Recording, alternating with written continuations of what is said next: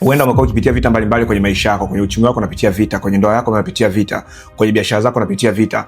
Na vita hivi ambavyo unapitia vinasababishwa na watu. Muda mwingine ni watu ambao unawajua, muda mwingine ni watu ambao huwajui. Yaani kuna watu ambao siku leo wameamua kufanyika kuwa adui zako, wameamua kufanyika kuwa mwiba kwenye maisha yako. Lakini usiogope. Leo nitakuonyesha mambo makubwa matano ya kuyafanya. Utakapofanya mambo haya, Mungu anakwenda kuwanyamazisha na kuangamiza adui zako mara moja. Kuna watu ambao hawakupendi tu naturally. Hujawahi fanya kitu chochote, hujawahi tendea kitu chochote. Hawa ni maadui, na maadui hawa inatakiwa Mungu awanyamazishe utakapofanya mambo haya matano nitakayokuambia siku ya leo. Nabaki mpaka mwisho wa video hii, kwa sababu mwisho wa video hii nitawaombea hao maadui zako wanaofuatilia maisha yako waweze kuangamia mara moja. Sasa napokwenda kuelekeza mambo haya kuyafanya, kama bado hujasubscribe channel yetu, unaweza ukasubscribe pale ulipo, ili kipindi ninachokuletea mafundisho mapya uwe wa kwanza kuyapata.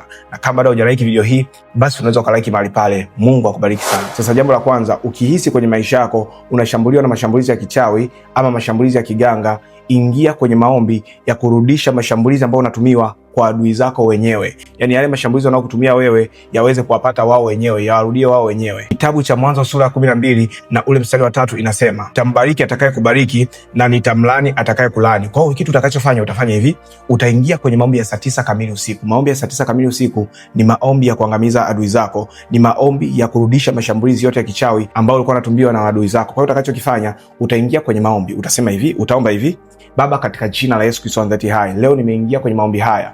Umesema kwenye kitabu cha Mwanzo sura ya 12 na ule mstari wa 3 ya kwamba utambariki atakayenibariki na utamlaani atakayenilaani. Baba, kuanzia sasa kila laana Bwana ambao nimetumiwa kwenye maisha yangu, iwe ni laana ambayo nimetumiwa kwa watoto wangu, iwe ni laana ambayo nimetumiwa kwenye kazi yangu, iwe ni laana ambayo nimetumiwa kwenye ndoa yangu, Baba, kuanzia sasa kila shambulizi la kichawi ninarudisha kwao kwa mamlaka ya jina Yesu Kristo Nazareti hai. Kama vile walivyokuwa wanataka mimi nilaniwe, na wao wakalaaniwe hivyo hivyo. Kama vile walivyokuwa wanataka magonjwa yanipate mimi, nao magonjwa haya yakawapate vile vile wao, kwa mamlaka ya jina la Yesu Kristo Nazareti hai. Amen. Utakapoanza kuomba maombi ya namna hii, utaanza kuona yale mashambulizi yote ambayo walikuwa wanakupata kwenye maisha yako yanawarudia wale waliokuwa wanakutafuta. Kwa sababu mashambulizi mengi ambayo tunapitia siku ya leo, vita kubwa ambayo tunapitia siku ya leo, ni vita ambayo inasababisha na watu. Kuna mtu anakuendea kwa waganga, kuna mtu anakuendea kwa wachawi, kuna mtu anakuendea kwa washirikina, na washirikina hawa ndio sababu ya ndoa yako kuharibika, ndio sababu ya mahusiano yako yanavunjika, ndio sababu ya watoto wako wanaenda shuleni hawaelewi. Kwa utaingia kwenye maombi ya saa 9 usiku na utatumia hicho kifungu cha Mwanzo sura ya 12 na mstari wa 3, na nakuhakikishia utakapofanya hivyo, yale mashambulizi yote ambayo ulikuwa unayapitia kwenye maisha yako yataondoka mara moja. Sasa jambo la pili la kufanya ili kuweza kuangamiza adui zako,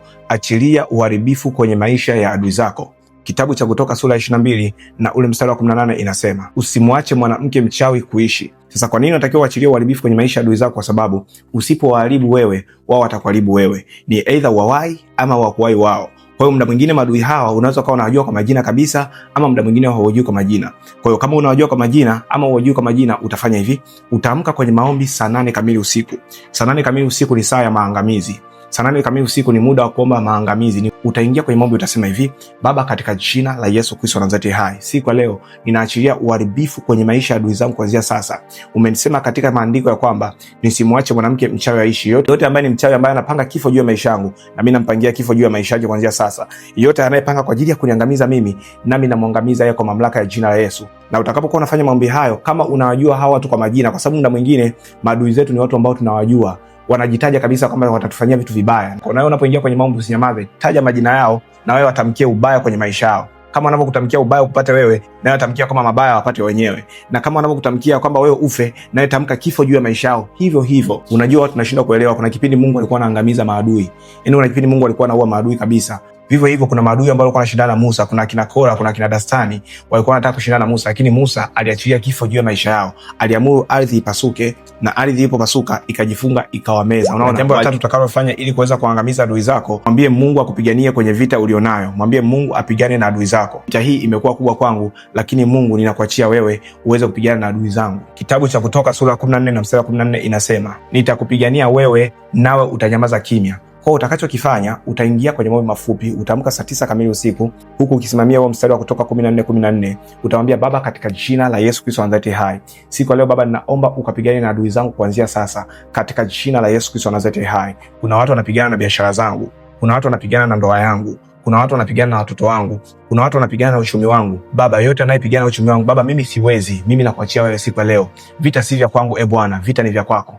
Bwana, nimenyosha mikono juu, ninaomba unipiganie wewe. Maandiko yanasemaje? Maandiko yanasema kwamba yeyote anayewagusa ninyi anagusa mboni yangu mimi. Kwa hiyo Mungu ataingia mzima mzima kwenye hiyo vita ili kuweza kupigania. Muda mwingi sana huwa tunafeli kwenye vita, muda mwingine maadui zetu huwa wanatushinda kwenye vita ambavyo tunapigana, ni kwa sababu sisi huwa tunategemea sana katika nguvu zetu na katika uwezo wetu. Kuna muda tu natakiwa ufikie mwambie Mungu, mimi kama kuomba nimeomba sana, lakini adui hawa bado anatesa ndoa yangu. Mama mkwe huyu bado anatesa ndoa yangu. Mawifi hawa bado wanahangaika na ndoa yangu. Mungu, siku leo ninakukabidhi vita hii mikononi mwako. Ninakabidhi vita hii mikononi mwako. Ninajua Mungu wewe huwezi kushindwa. Mkabidhi Mungu vita yako uone kama utashindwa.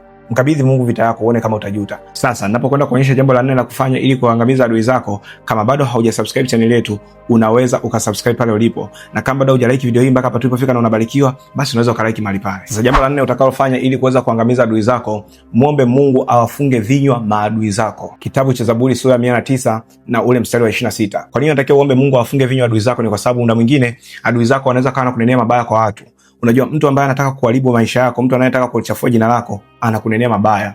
Kuna watu wengi tumekosa kazi, tumekosa fursa, kwa sababu wale watu walikuwa na fursa walikuwa wanataka watu ajiri, walikuwa wanataka tupe hizo fursa, lakini kuna watu walitunenea maneno mabaya. Kuna watu walitunenea maneno ya ovyo. Kuna watu walisema sifa ambazo hatuna mbele ya wasaidizi wetu wa hatima. Kuna mtu Mungu anaweza akawa alimkusudia aje kukutoa wewe kutoka katika pointi moja maisha yako kupeleka kwenye pointi nyingine ya maisha yako, lakini kuna adui yako anaweza akaenda akapeleka maneno ya ajabu, anaweza akapeleka maneno ya hila, na yule mtu akavunjika moyo asikusaidie. Kwa utaamka saa 9 kamili usiku kwenye maombi na utaomba hivi, utaambia Baba, katika jina la Yesu Kristo Nazareti hai, kila kinywa cha adui ambacho kinafunguka kwa ajili ya kuongea maneno mabaya kwa watu ambao umewaita ili waje kunisaidia mimi, kwa watu ambao umewaweka ili waje kunisaidia mimi, kwa wale wasaidizi wangu wa hatima, Baba, nafunga hicho kinywa kuanzia sasa kwa mamlaka ya jina la Yesu Kristo Nazareti hai. Na jambo la 5 utakalofanya ili kuweza kuangamiza na kunyamazisha adui zako, utaomba maombi ya kuwachafulia usemi, wasiweze kuelewana wao kwa wao, wapigane wao kwa wao adui zako. Kwenye kile kitabu cha Mwanzo 11 tunaona Mungu aliwachafulia watu usemi. Mungu aliwachafulia watu usemi, wakawa hawaelewani wao kwa wao. Kwa vivyo hivyo nawe utafanya kitu hicho hicho, kwa sababu kuna muda mwingine unakuwa na adui zaidi ya mmoja, unakuwa na maadui 2, 3, 4 ambao wote wanashirikiana kwa ajili ya kuharibu maisha yao. Unafanyaje juu adui wa namna hiyo? Unachokifanya, unawachafulia usemi, wagombane wao kwa wao. Unaingia kwenye maombi, unawapiganisha wao kwa wao. Unaingia kwenye maombi ya kuwachafulia usemi, wasiweze kuelewana. Kwa hiyo utaingia kwenye maombi, utasema hivi, Baba, katika jina la Yesu Kristo Nazareti hai, maadui zangu ni wengi mno, nao wameungana kwa ajili ya kuniharibia mimi, nao wameungana kwa ajili ya kuniangamiza mimi. Baba, siku ya leo ninawachafulia usemi wao kuanzia sasa kwa mamlaka ya jina la Yesu Kristo Nazareti hai. Bwana, wagombane wao kwa wao. Bwana, wavurugane wao kwa wao. Atakapopanga njama za kuniharibia mimi, Bwana, wakaharibikiwe wao kwa mamlaka ya jina la Yesu Kristo Nazareti hai. Amen. Sasa muda huu, baada ya kuelekeza mambo gani ya kuyafanya ili kuweza kunyamazisha adui zako, muda huu nataka nikuombee mimi maombi ya kuangamiza adui zako. Funga macho yako na nyosha mkono wako kulia juu nikuombee.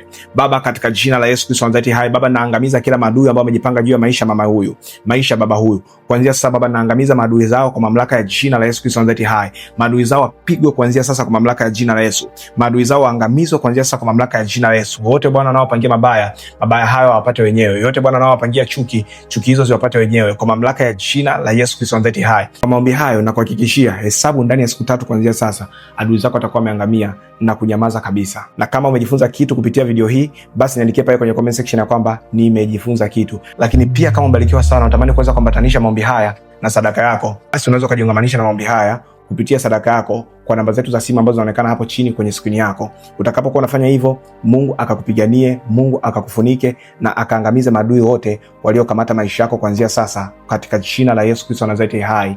Amen. Lakini pia kama unataka kuweza kufika kanisani kwetu, unaweza ukachukua namba zetu za simu ambazo zinaonekana upande wako kulia chini ya skrini yako, ukatupigia na tutakuelekeza namna gani ya kuweza kufika kanisani kwetu ili uweze kuabudu pamoja na sisi. Na muda huu tumefikia mwisho wa video hii. Kama bado haujasubscribe channel yetu na umebarikiwa, unaweza ukasubscribe mahali pale ili kipindi ninachokuletea mafundisho mapya ukawe wa kwanza kuyapata. Lakini kama bado haujalike video hii, basi unaweza ukalike mahali pale. Mungu akubariki sana. This is Apostle Deusi Sengo. Amen. Shalom. Peace.